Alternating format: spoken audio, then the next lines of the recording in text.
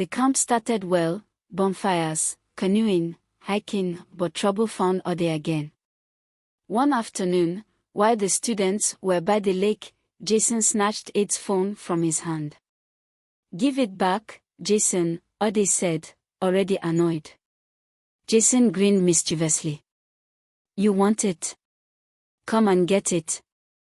Before Ade could react, Jason took off into the woods, laughing. Ade groaned and ran after him. At first, it was just a game, a chase through the trees, but Jason kept running deeper and deeper into the forest. "Jason, stop!" Ade shouted. But Jason didn't stop. He ran until the trees became denser, the sounds of the camp disappeared, and the afternoon light faded under the thick canopy. When he finally stopped, panting and laughing, he looked around and frowned. "Oh, where are we?" Ade's heart sank. The trees stretched endlessly in all directions. They were lost. "Great," Ade muttered. "This is your fault." Jason scoffed. "Relax, we'll find our way back." But they didn't. Hours passed, and as the sun dipped below the horizon, panic set in. They had no flashlight, no food, and no idea where they were. That night was the longest of their lives. The forest was alive with sounds, rustling leaves, distant howls, chopping insects. Jason shivered. You ever been lost before?" he asked, his voice quieter than usual. Ade sighed. "No. But my father always said, panic is the real enemy. Stay calm, and you'll find a way out." Jason glanced at him. "Your dad sounds cool." He was. Ade swallowed hard. I lost him over a year ago." Jason shifted uncomfortably. "Sorry, man." For the first time, Ade saw something in Jason's eyes, regret. Back at the camp, tension begins to rise. The camp leader called the principal and the police. A search team was set up immediately. Days passed, the search teams couldn't find them, the two boys had to survive on their own. Ade's knowledge of the outdoors helped them find water and build a makeshift shelters. Jason, despite his usual arrogance, followed Ade's lead. They talked about their lives, Jason's strained relationship with his father, Ade's struggles to prove himself in a foreign land. Slowly, the walls separating them crumbled. "I never really hated you, you know," Jason admitted. I don't know. I was stupid or jealous, I guess." Ade smirked. "Yeah. You were, and why will you ever be jealous of me? You are from a very wealthy home and you are good looking." Ade sighed. Jason replied, "But not as smart as you are." Ade smiles. "My mom told me that she started praying for me when I was still a fetus, and she described to God the kind of child she wanted. She believes that I'm the product of her prayer." "Your mom seems to be a prayerful person." "Yes, she is. She said that God is always protecting us, and I think it's true. We have been in this forest for about 2 weeks now and we are still alive." "Yes, you are right," Jason said. Just then they heard noises. They ran into a cave. Ade prayed to God. "Father in heaven, please protect us just as my mom says you do." Just then a spider began to build her web at the entrance of the cave. "Really?" Jason scoffed. Just then, they heard voices at the front of the cave. "I think I saw someone. Let's search around the cave." Another voice said, "You fool, if there is someone in that cave with the web at the entrance be intact.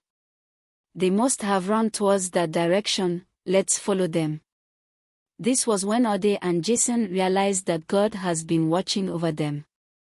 Fihintala was praying when Bosola walked to her and asked, "Mom, did we offend God in any way?" "Why did you ask such question, my dear?" Fihintala asked, looking straight into her daughter's eyes. Bosola replied, "First it was Dad and now is Ade. I'm afraid that I will never see my brother again." Fihintala assured her daughter that God is always watching over them, and that he will guard Ade and his friend back home. Fihintala remembered the dream she had about Ade before they left Nigeria, and she called on God the more. Back in the cave, the boys fell asleep as they waited for the voices to fade away. Ade screamed as he woke up. Jason woke up suddenly as a result of Ade's screaming. "Is everything okay?" Jason asked Ade.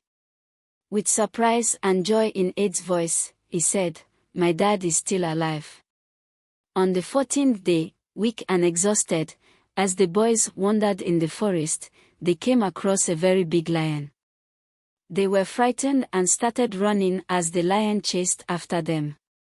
They got to a cliff and jumped into the lake, and they swam to the other side. They were exhausted. Now, there's a fisherman in that town called Garcia. Garcia had gone fishing on his regular spot but didn't catch anything. Disappointed, he went to another area to see if he would be able to catch any fish for that day.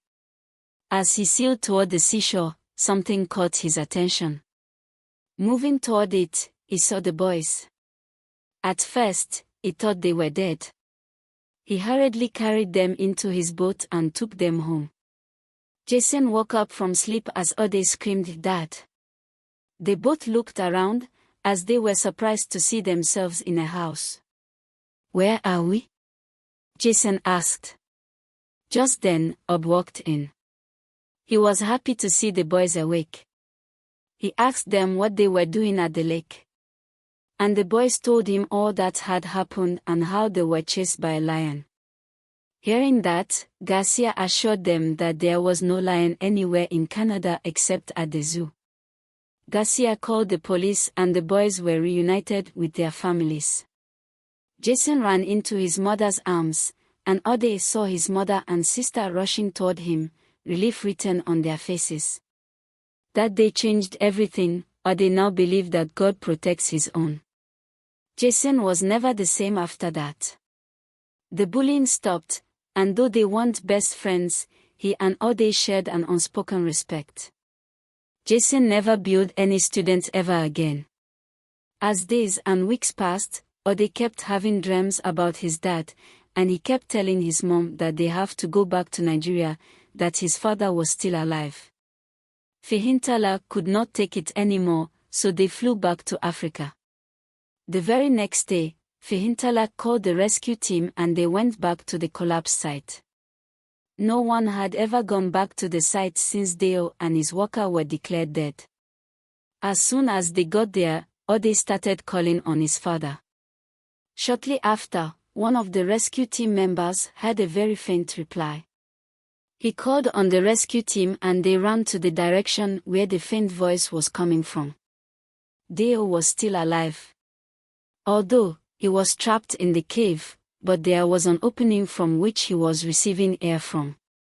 When Deo was asked how he was able to survive for over 1 year, he said that there was a bird that was coming to feed him twice every day, and that he has been praying to God to send someone to help him.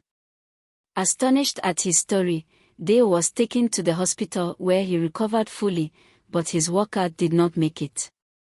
Months later, when school resumed, Ade felt different, stronger. He had come to Canada to study, but he had learned lessons no classroom could teach about survival, forgiveness, and the unexpected ways life brings people together. And as he stood on the soccer field, feeling the crisp autumn air, he knew one thing for sure: Jesus is real.